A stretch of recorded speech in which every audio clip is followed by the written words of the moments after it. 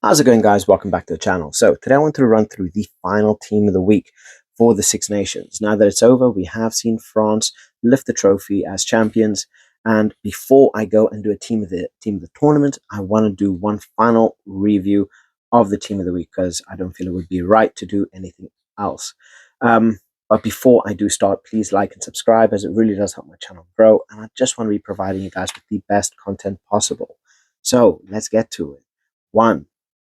Bro, the guy has just played his socks off by possibly the most dominant loose head in the Six Nations. For me, for a very long time, it was Andrew Porter, but the performances that have been coming out of Grow has just been phenomenal, and he's just one scary human being.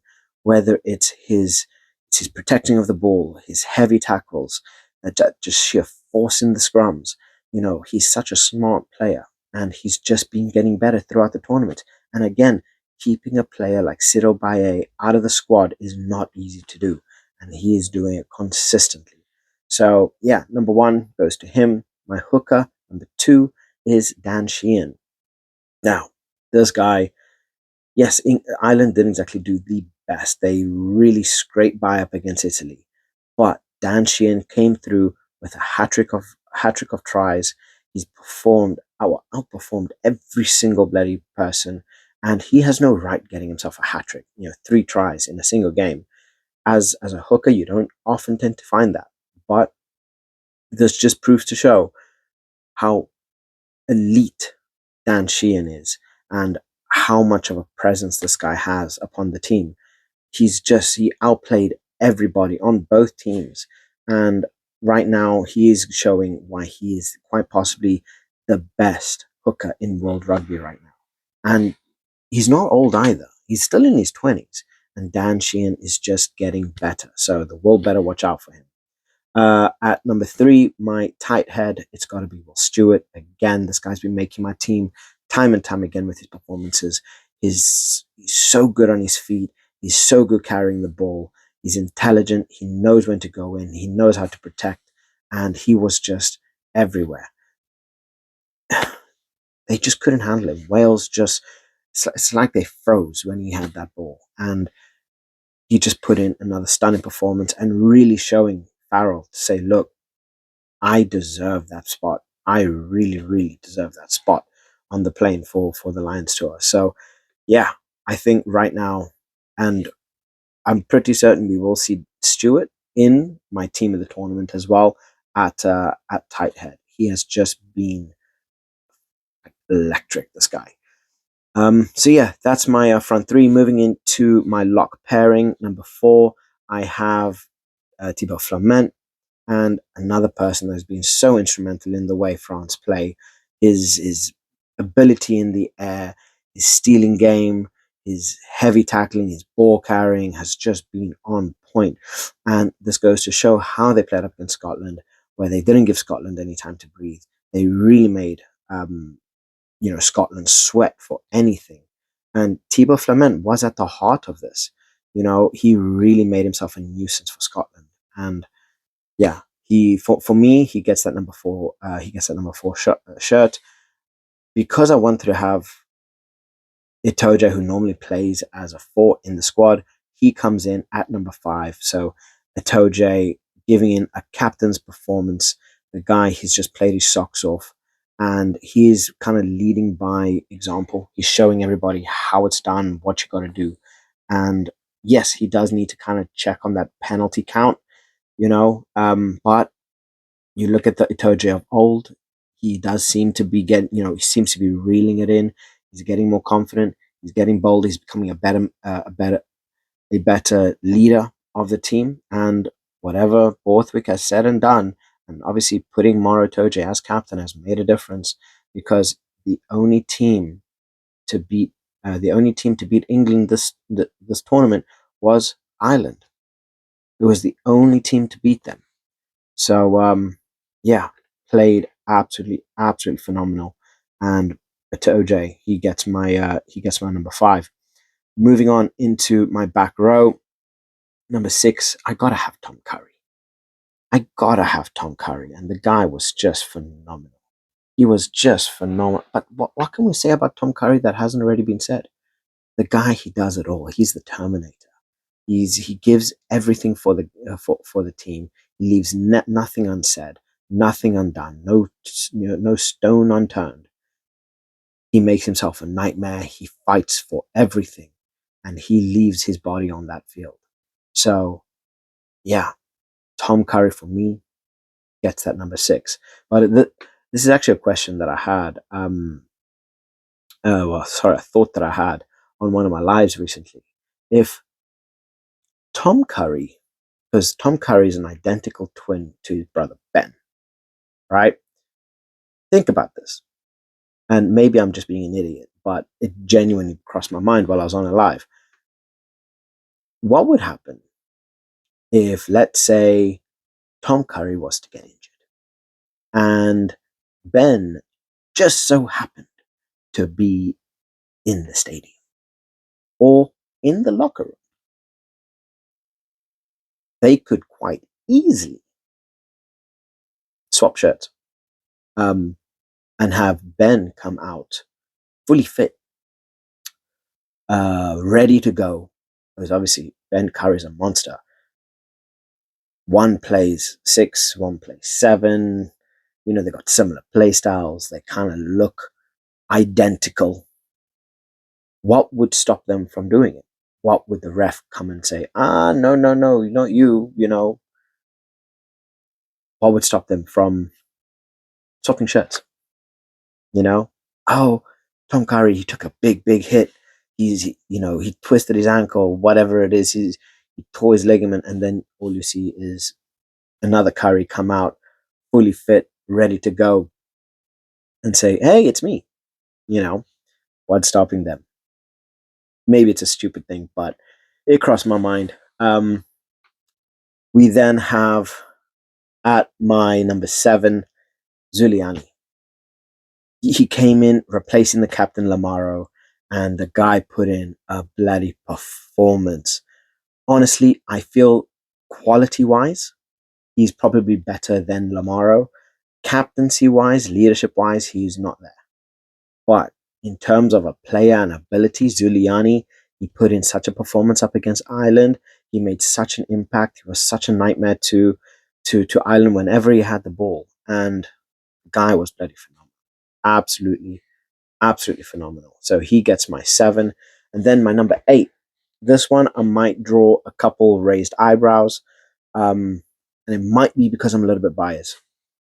But ultimately, I have my number eight. Instead of being Ben Curry or Aldrit or any of these, for me, I'm giving this to Pollock. Henry Pollock coming in, debut game, bags himself 2 tries. Yes, Wales were on the back, they were tired, but the performance that Henry Pollock came in, he just turned 20, and the pressure that was on him, bags himself 2 tries, showing everybody what he's made of, how much talent this kid really has. And he kind of shut everybody up and said, look, I deserve to be here. This is my place. And honestly, if he continues to play like this, I can definitely see him earning that call up again a couple more times later on this year. So Pollock gets my number eight because of impact of what he had on the game, because of debut, and just that sheer fight in him and that positional awareness, that composure. For me, he had an absolutely spectacular game. Moving into my scrum half, I'm giving this to Luku. In Antoine Dupont's absence, he has been an ever-present nightmare for everybody. He came in so strong in the last game after Dupont got injured, which was at the 28th minute, around there. So he pretty much played an entire game. And then he comes on up against Scotland, a big game. He absolute bosses it. And yes, the performances from players like Finn Smith, Alex Mitchell, Ben White, they all had brilliant, brilliant games. But for me, Luku, he was just that general. He kept that play going so well. His control, his time management, his range of passing was just above everyone. And I feel for me, Luku gets that number 9 shirt. Moving on into 10. Again, this might raise a couple eyebrows because of the performance that Finn Russell had. Um, Honestly, for me, Finn Smith gets that nod at 10.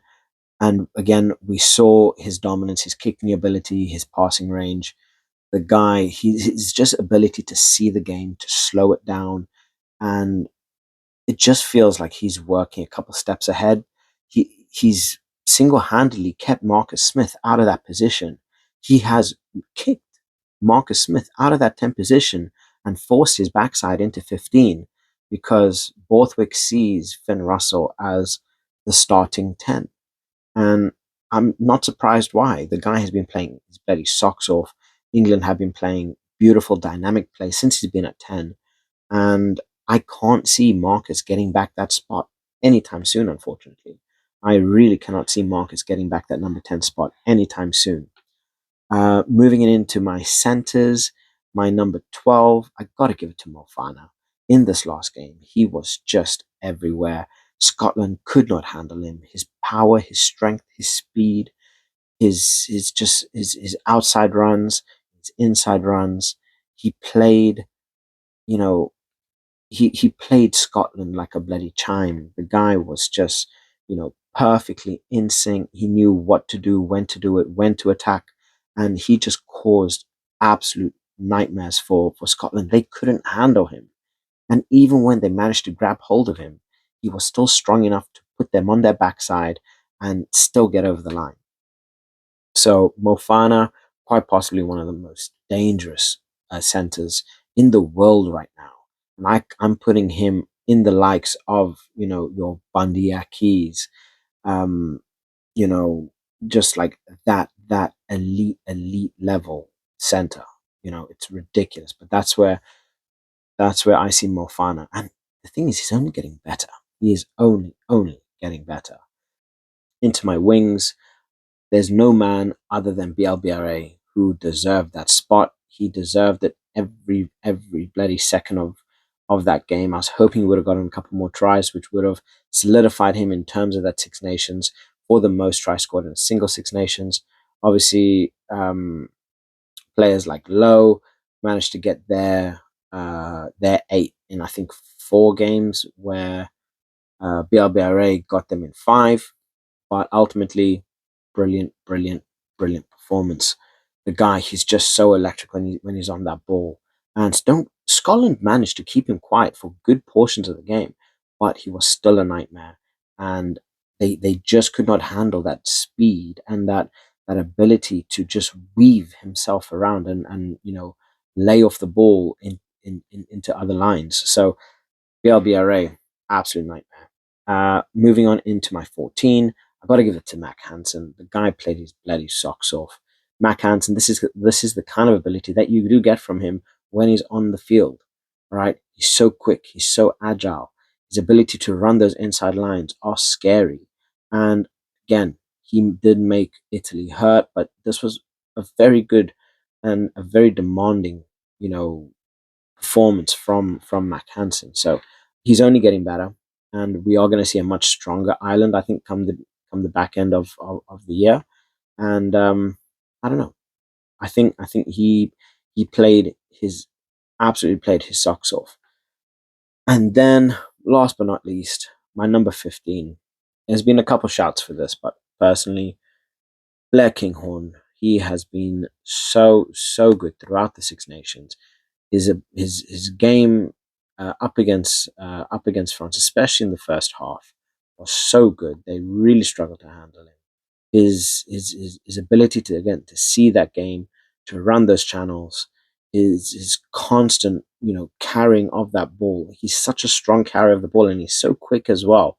It's very very hard to manage him.